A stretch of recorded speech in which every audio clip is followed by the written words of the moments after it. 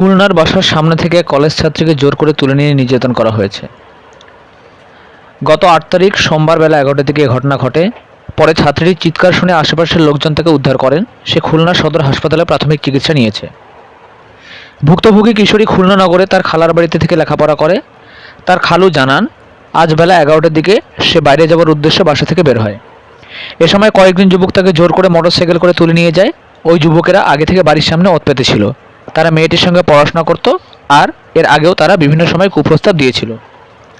College ছাত্রের বরাত দিয়ে তার খালু আরও বলেন, খুলনা নগরের আমতলা এলাকায় নিজেদের বাড়িতে নিয়ে তাকে আটকে রাখে এক যুবক। এ সময় তাকে বিভিন্নভাবে নির্যাতন করা হয়। মুঠোফোনে ছবি ও ভিডিও ধারণ করা হয়েছে। পরে মেয়েটির চিৎকারে আশেপাশের লোক এগিয়ে আসেন এবং তাকে উদ্ধার করেন। হাসপাতালে প্রাথমিক চিকিৎসা শেষে মেয়েটিকে বাসায় নেওয়া হয়েছে। তারা মামলা করার প্রস্তুতি নিচ্ছেন।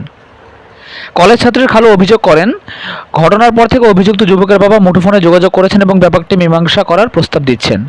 অভিযুক্ত যুবকের বাবা আইনজীবী। অভিযোগের ব্যাপারে জানতে চাইলে আজ বেলা 3:30টার দিকে তিনি মুঠোফোনে প্রথম বলেন, আমি আদালত থেকে বের হলাম, এ ব্যাপারে কিছু জানি না। তবে মেয়েটির খালুর সঙ্গে মুঠোফোনে কথা হয়েছে বলে জানান তিনি।